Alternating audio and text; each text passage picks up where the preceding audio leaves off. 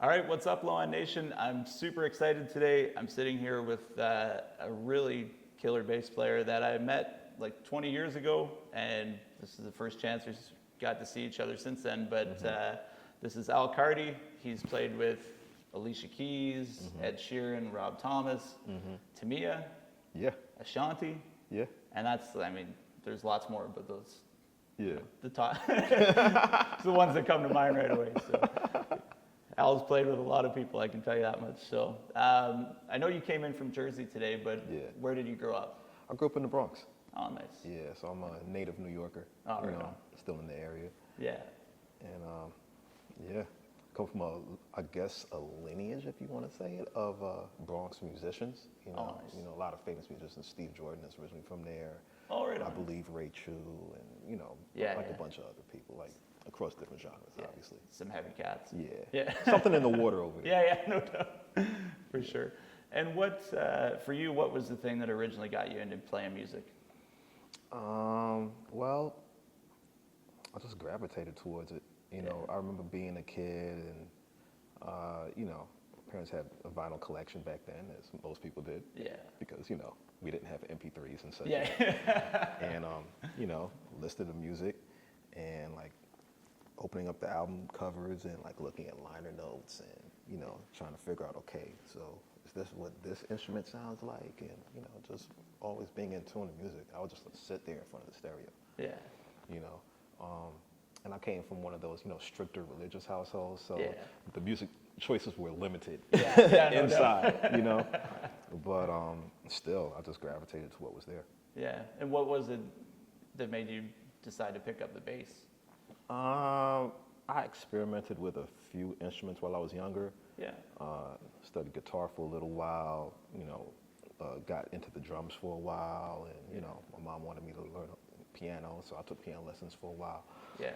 And I think I first started messing around with the bass a little bit when I was maybe like 9. Okay. But I didn't really take to it until probably high school, so I guess about 13. Yeah. Because I was doing a little bit of everything, even in the school band. I went to Adlai Stevenson High School in the Bronx, and one junior band I was playing bells, senior band I was playing timpani. You know what I mean? Jazz band I'd play bass. Gospel chorus I'd play bass. Yeah. And I think it was maybe that year. My friends was like, "You sound really good on bass." For some reason, it just stuck out with that. Yeah. And it seemed like everybody always needed a bass player. So like the local church circuit, because that's where like a lot of my friends were hanging.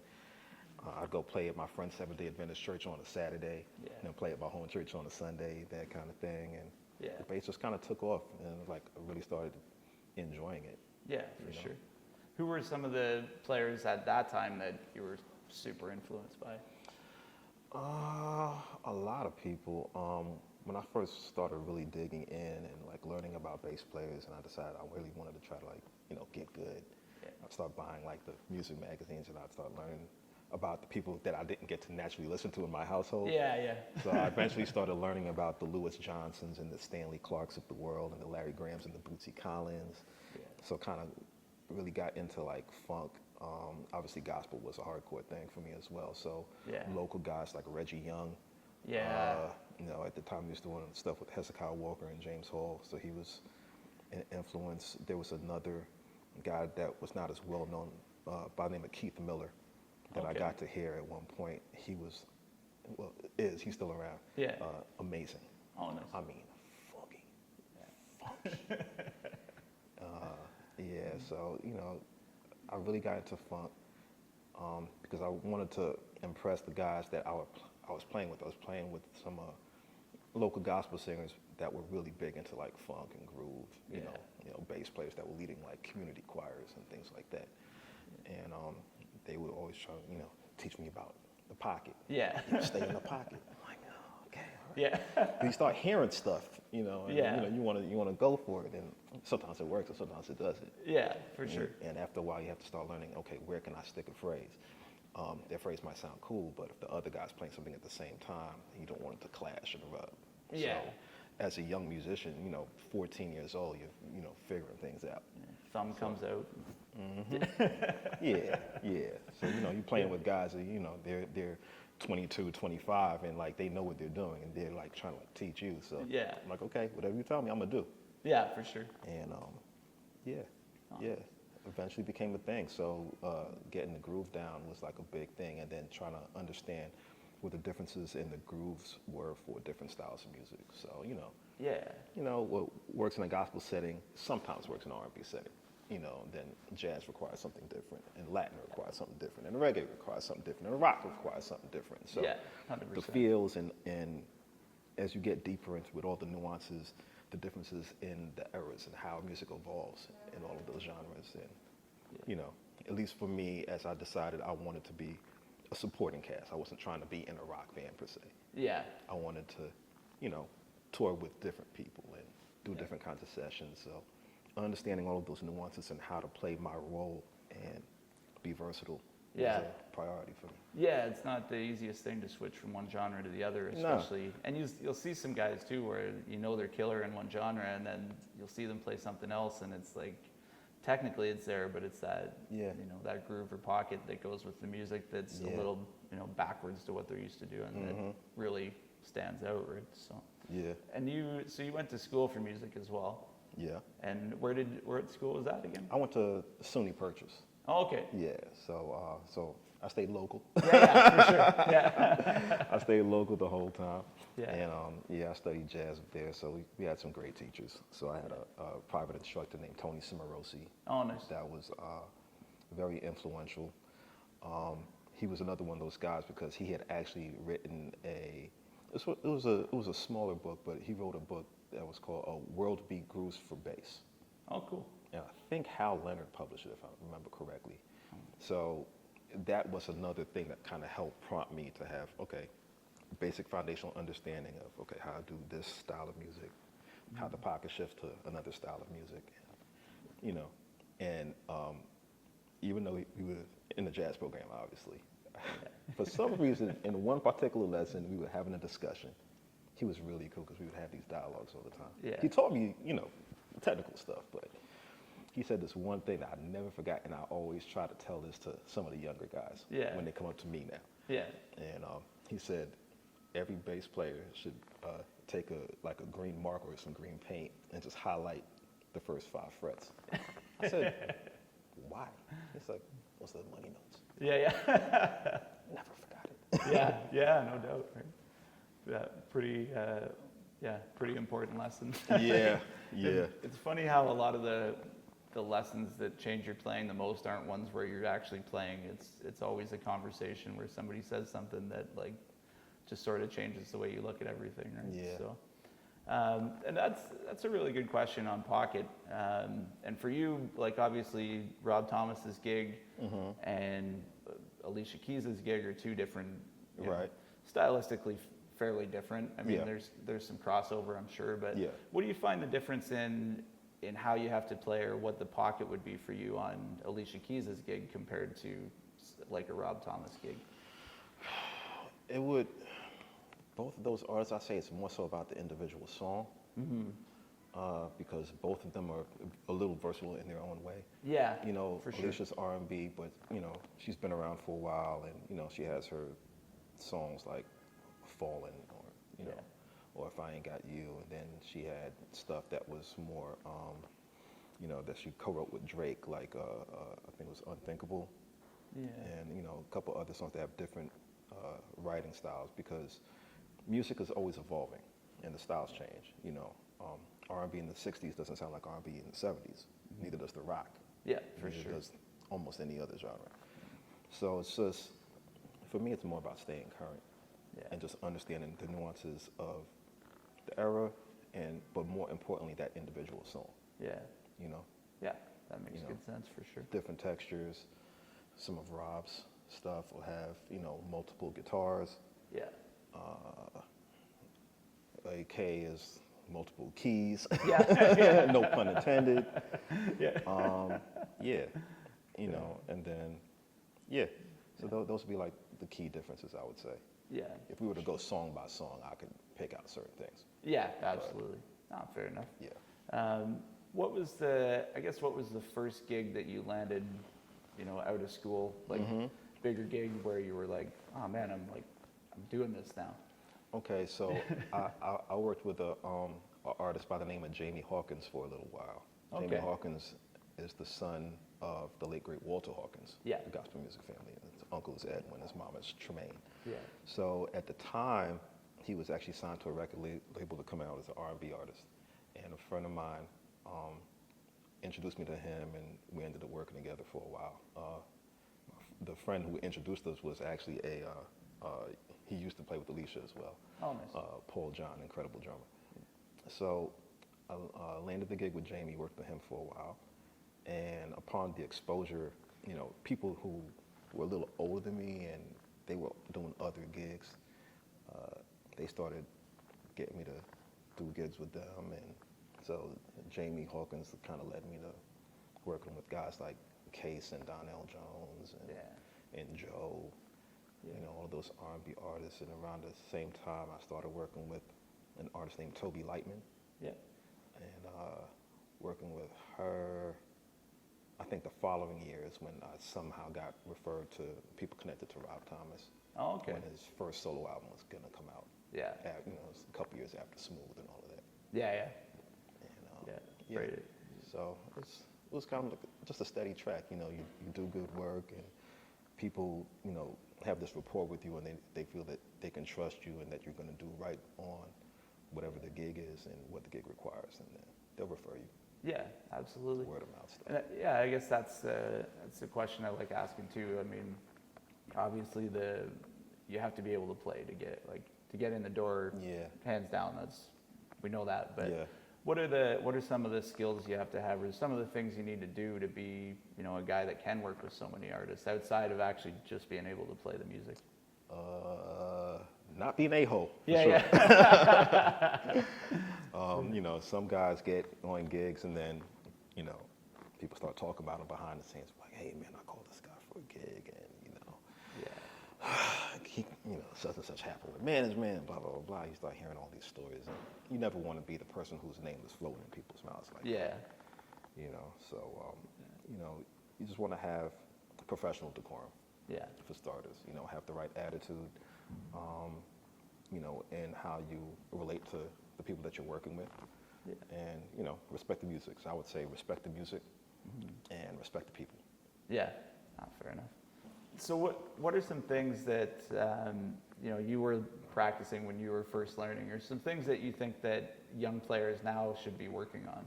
Definitely, the metronome thing, playing with a click. Yeah. We all have to play with clicks all the time now. A lot of live shows are done to clicks now, especially if you're running tracks. Yeah.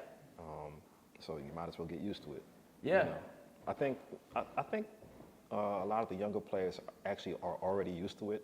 Yeah. And maybe some of the players that are a little older that certain situations require them to. And they're like, I don't want to. It's like, dude, you haven't had to do this for so long. But there's a lot of people doing wedding gigs or even doing them to track and stuff. I remember I had a colleague tell me one time that they saw a master class of a very well-known jazz fusion bass player. I will not name his name. Yeah. Until we're off camera. Yeah. Perfect.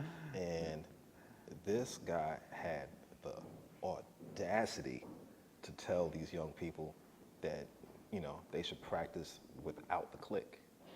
And I'm like, absolutely not. Because when I go to the studio, I'm playing to a click. Mm-hmm. I came up, before everybody was doing complete records on laptops, doing hip hop records, playing to an MPC. That's a click. Yeah. We have live shows. They're running time code. They got to run time code for the lights.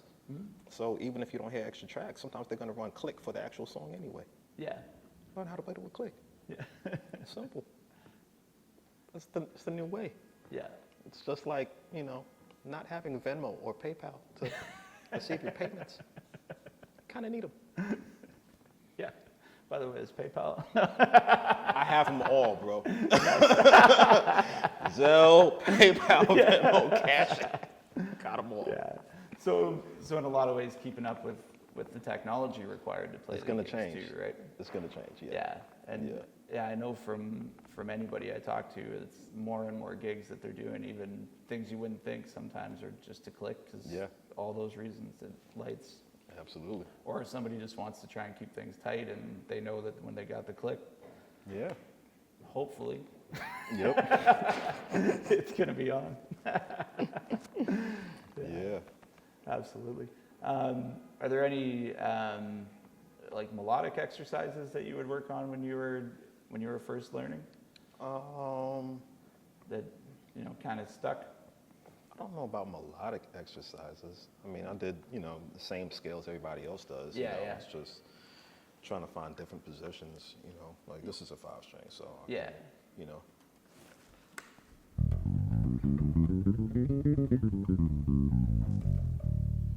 just trying to find, minimal shifting. Yeah. I think is cool. Yeah, for sure. So that's like a thing. Like I'm kind of doing the Jocko thing, leading off with the middle finger, so. Yeah.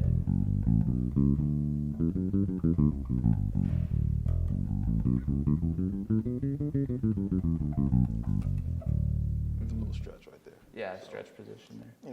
Yeah, little things like that. Yeah. And, do that to a click. Yeah. Always. And, like the alternating thirds, like. Yeah.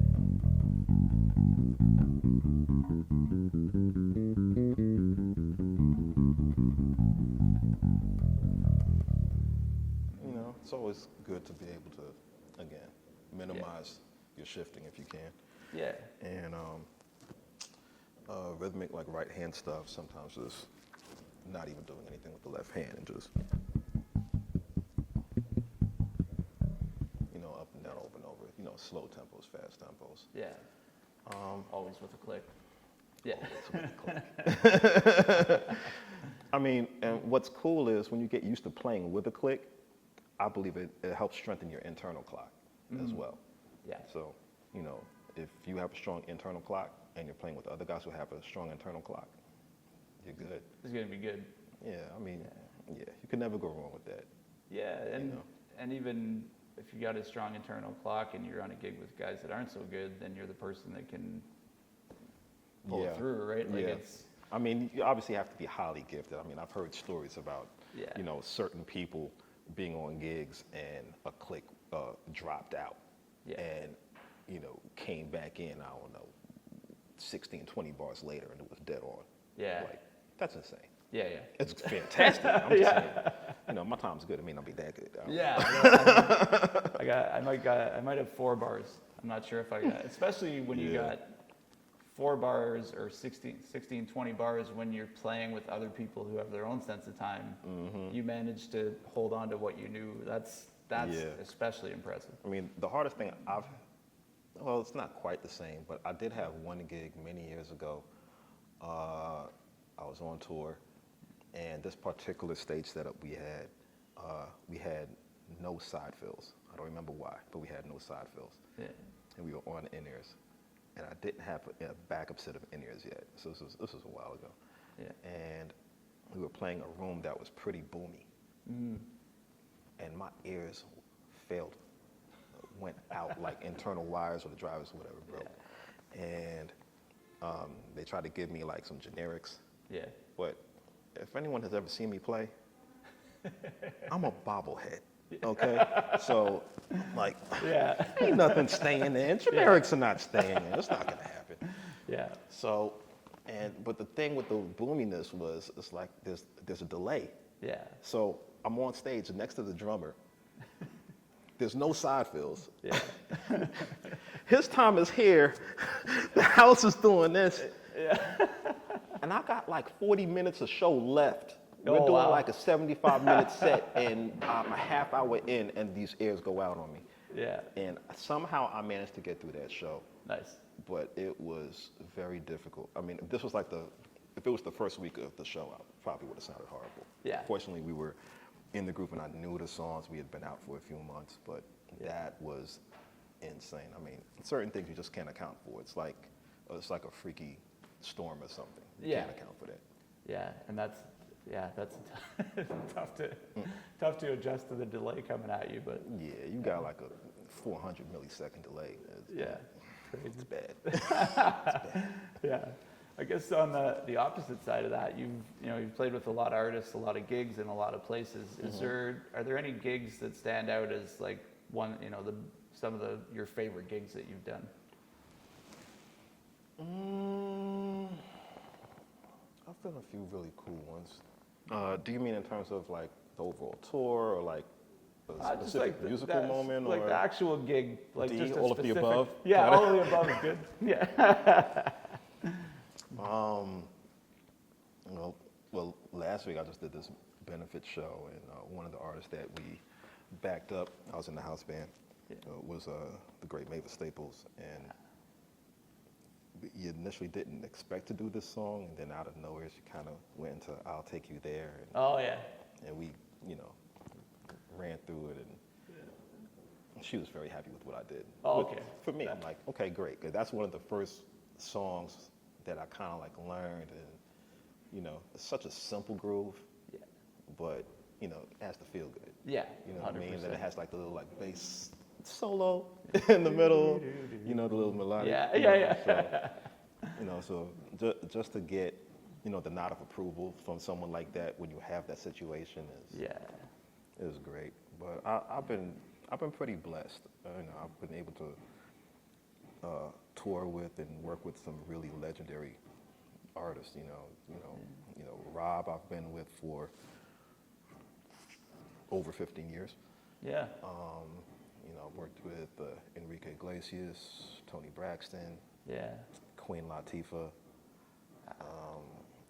Meshell Ndegeocello, worked for a while with Christina. Some great gigs. When you worked with Meshell, was she sort of similar, playing bass until she needed to sing or rap, and then pretty you much kind of take over? Yeah. What was the experience of working that out like? Was it a fairly smooth transition, or was it something you had to work out to say, okay, I'm going to come in here? Once I figured out where all my spots were, and because at the time she was kind of going through a transitional phase musically. Well, she's kind of on a continuum. She's always like evolving, and she's super sweet and such an incredible musician and person. But I would say once I figured out, matching her groove, her tone, as well as do this here, it was smooth sailing. Nice. And just an incredible artist all the way around. Some of these artists have a learning curve, and it's not a bad thing. It's just like learning other people. You meet people, you get into a relationship, whatever that relationship is, corporate, intimate, whatever the case is. There's a slight learning curve. 100%. So, but she's great. She's great. I've been really fortunate to work with some of the people that I've gotten to work with. It's been a blessing. It's a hell of a resume. For sure. Thank the Lord. For sure. And I know at this point you're doing a lot of producing and composing as well.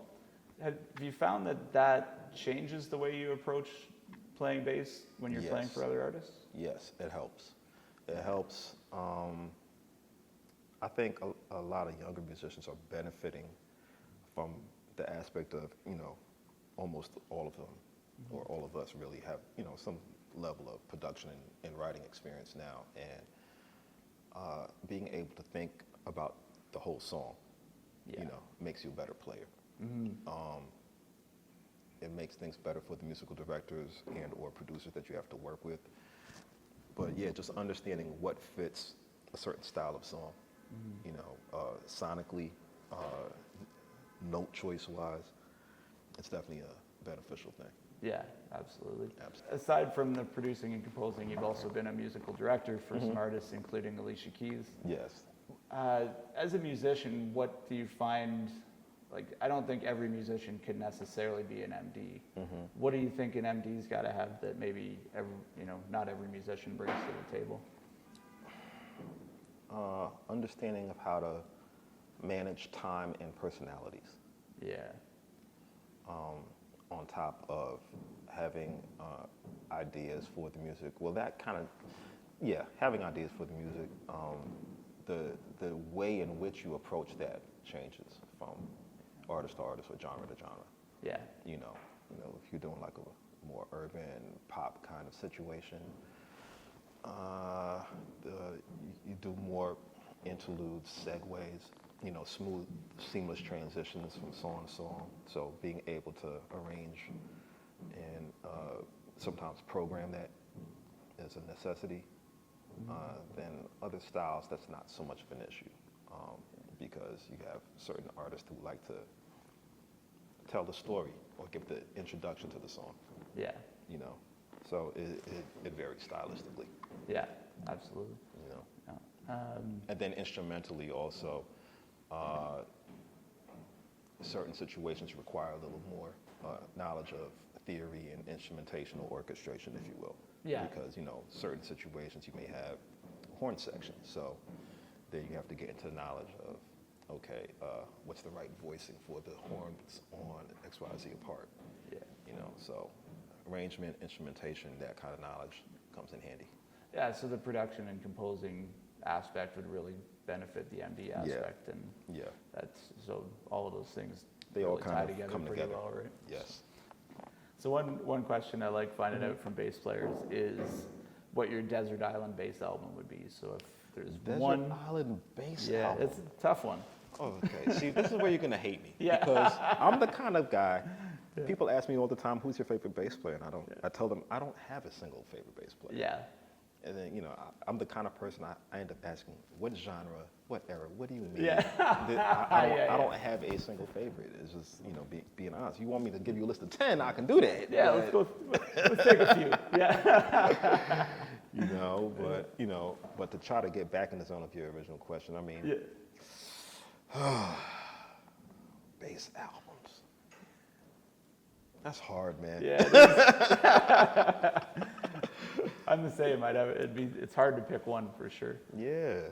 I mean, we can talk Jocko's first solo album. We can talk a Stanley Clarke album. We can talk a Marcus Miller album. We can, if you want something that just grooves, we can talk about Pino on D'Angelo's Voodoo. Yeah. I mean, Tom Barney on Lauryn Hill's Miseducation. Yeah. I mean, the list is going to get long. I mean, I haven't mentioned anything with Motown yet. James Jamerson, something with Anthony Jackson or, the later Beatles stuff. I mean, Paul. Yeah. Just creative and groovy. Family Man, anything Bob Marley. I mean, it's like, you can't pick just one. No, just can't. It's very, very hard, and I'm in the same boat because I just like too many genres, and it's interesting to see if somebody can come up with just one, but most people are like, I don't know, I just like too much music. I mean, if you're a jazz guy, I mean, there's so many albums that Paul Chambers did great stuff on. So many albums Ron Carter did great stuff. Sam Jones. You got the Christian McBrides and the. Yeah, so many guys, man. Yeah. Even some of the young guys like Lucas Curtis and Ben Williams, and it's too many amazing players. It's just too much. Yeah. Well, it's nice. Derek Hodge, I mean. Yeah, right. Come on, that's the homie. Yeah, it's nice to be able, to just appreciate all of them too, right? Yeah. Like I think, it's. And when you're younger, when you're coming up, you can be a little competitive, and it's you don't always want to give people, at least this is how I found I was, you don't always want to, like anybody else being good, you're like, but I'm trying to get there too. But then you get a little bit older and you're like, I just really love watching this guy do his thing. Like it's, Yeah, and not only that, I guess for me, I remember being younger and reading Miles Davis' autobiography. Yeah. And somewhere early along, it clicked for me that it's really important to kind of like develop your own voice, you know. And for people, that kind of means different things, I think. But developing your own sound. So for me, it was kind of like getting my own sound and still making it work in different genres. Yeah. You know what I mean? Which I guess kind of naturally happened just because I like different styles of music. Yeah. You know, so you know, just grabbing influences from anywhere. I'm a strong believer that you can learn anything from anyone. You can learn what to do, and you can learn what not to do. Yeah. It's simply a matter of just having that level of awareness. Yeah. And just being willing to just absorb information and Yeah. learn. So you know, I admire guys like a Bootsy Collins or Doug Wimbish. Yeah. You know, and a lot of other people like Juan Aldrete, and guys who use pedals to kind of create a whole bunch of different sounds. Yeah. And then like if you're in R&B, urban, pop, you're gonna play synth bass on stuff. You know, and so just being able to kind of like dial in whatever that situation is, but then also having something that you bring to the table that's uniquely you. Yeah. Because that thing is oftentimes is what makes guys want to work with you again. You know? Yeah. That's actually been an interesting thing that most of the bass players that I've talked to that have done a lot of work with people, uniquely you is something that's come up a lot. Yeah. And that just bringing your own personality to it. Yeah. And it's actually, it's cool when you can be like, I could hear something and say, that sounds like Carty playing Mavis Staples. You're right. You know what I mean? Yeah. When you can pick out those little nuances of somebody's playing and it's them, no matter what they're playing. Yeah, and you kind of know when you're on track because your friends or your colleagues will let you know in little ways. I remember back when I was in college, I think I was in my practice room one time, and one of my friends came up and he said, I heard you playing all the way down the hall, and I immediately knew it was you. You have your own sound. Oh, nice. And when that started becoming a thing and I heard it more and more from my peers, I knew I was headed in the right direction. It was like a little, words of affirmation in a way. Yeah, for sure. Yeah. Nice. You've worked with, a bunch of artists that people would love to work with. Are there some artists, I guess, at this point, I'd say some artists that you wish you had the chance to work with that have maybe passed on, and artists that you'd still love to work with now? I would have loved to work with Whitney. Yeah. I kind of still want to work with the Isley Brothers. Mo, don't kill me. Yeah. Maurice Fitzgerald, do not kill me, bro. Yeah. I'm not trying to take your gig, but man, that catalog is amazing. Yeah. Just So man. good. Yeah. I mean, who wouldn't want to play with like a Stevie Wonder or Paul Simon or you know Eric Clapton? I mean, there's so many cool artists. Yeah. You know. Yeah. Yeah. Yeah, Clapton. I mean, Shaka Khan. Yeah. I mean, there's so many. Never. And we know the guys that play with them, and they're all fantastic. So I don't want anybody giving me the side eye for running y'all at NAMM or backstage at a festival or something. Yeah. For sure. That guy trying to take my gig. I'm like,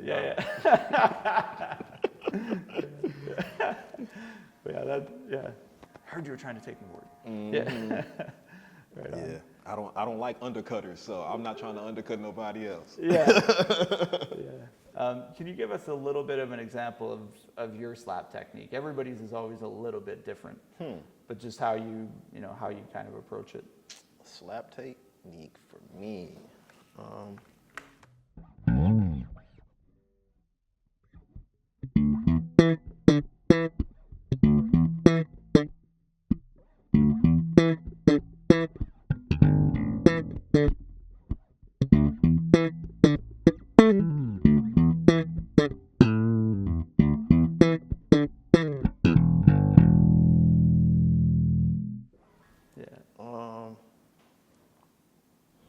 I'm just slapping.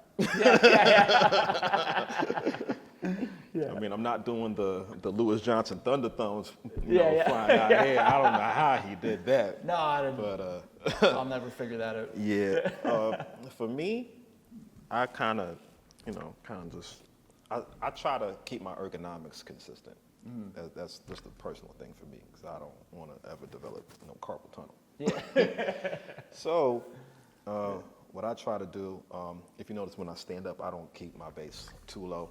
Yeah. It's probably just a little lower than it is when I'm sitting. So there's some level of consistency there for me. And just put my hand in a comfortable spot, and I like the sweet spot right around here. Yeah. So if you got a longer fingerboard and you got like 24, 26 frets, that might be a little tricky. Then you have to figure out what the sweet spot is off of that. Yeah. Because then you're gonna get the harmonics and stuff if you're right over the fret. Yeah, for sure.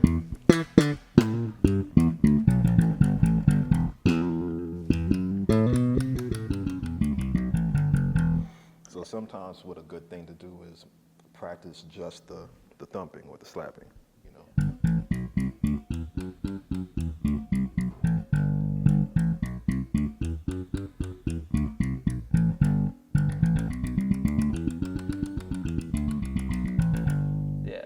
That kind of thing. And then you add the pop. So.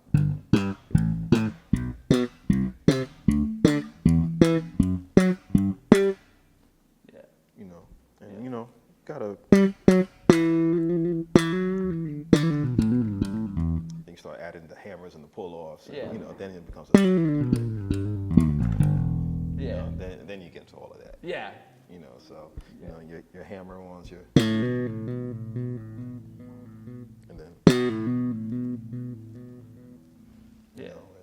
Again, with the click. Yeah. especially with the hammer-ons, right? Because you can. Which camera? Which camera? Yeah. With the click. Yeah. Especially keeping those once you start, adding some texture to it with the hammer-ons and things, making sure those notes don't, start melting together a little too much. Yeah. Yeah. You start getting into like the triplets. Like there's so many different ways to do the triplets. The thump plug, then you got the thump plug thump. So Yeah. I remember when I was younger, Reggie Young played on Hezekiah Walker's, I think it was the Live in Toronto album, and they had this short song on there called Clean. Oh, okay. Man, when I nailed that triplet lick, all the church guys around my age, y'all know. So.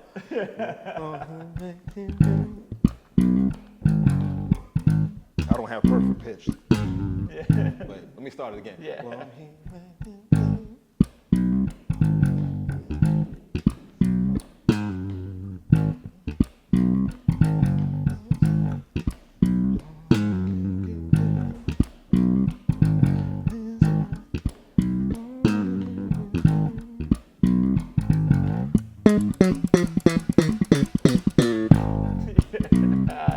That was on the album. Yeah. When I heard that, I was like, Yeah. So yeah. Yeah, I heard one of the Reggie Young tracks that I was picking up. I ended up putting into transcribe because I wanted to hear exactly what he did. I slowed it down a bit, and he's doing an octave slide up on the B string from the first fret, going up an octave, to the 13th fret. But he does it in perfect triplets, so it's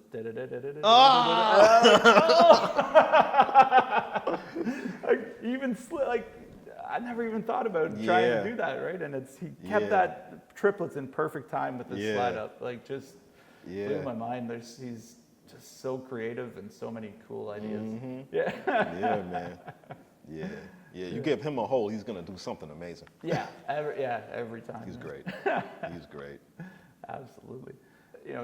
So far you've played, like I said, you've had a really great career playing music with some great people. Yeah. What's the thing out of that whole experience that you're most grateful for? Outside the music itself, the traveling. Yeah. I've been blessed. Been to every continent. Antarctica's the exception, obviously. Yeah. But yeah, I've been to, you know, so many countries. I'm sure over 40. Yeah. So yeah, and traveling, getting to see the world, meet people from all walks of life, all different cultures. Yeah. You know, that's a beautiful thing. Yeah. And you know, some of the shows have been pretty big. Played for, I don't know. I did one show in Tel Aviv with Enrique. I think we had like 38,000 or something crazy. Oh, really? Yeah. Nice. Yeah, big show. You know. Yeah. We did Live 8 with Rob. You know, back in what was that, 05, 06. Yeah. So that crowd was, you know, huge. Yeah. You know, so yeah, just, you know, I just try to remain humble through the whole thing, you know. I still do clubs in the city, and, you know, when I gotta fly somewhere and play an arena, whatever the case is, that's what we do. But, Yeah, for sure. Yeah. Yeah, and some of the club gigs are just as fun as the ones on the other side of the world, right? Absolutely. Yeah. Absolutely. Yeah. Especially when, you know, in a place like New York, you never know who you're gonna run into. Yeah. Sometimes I go to local places down in the village and just to go like check out friends of mine playing, then it turns into a thing like, yo, come in and sit in, you know, and, you know, whatever. Yeah. You know. And you never know in New York who else might swing through and sit in just Very true. because they're around, right? So, Very true. Yeah, absolutely. Yeah. Well, it was an absolute pleasure sitting down and chatting with you, man. Absolute pleasure being here. Yeah, and everybody at home, alias Boogie on Instagram, Boogie Carty. Definitely, you know. From the Boogie down Bronx. That's right. Yeah, that's right. Now you make the connection. Yeah. Check out some recordings, and absolute pleasure, man. Thank you, man. Thanks.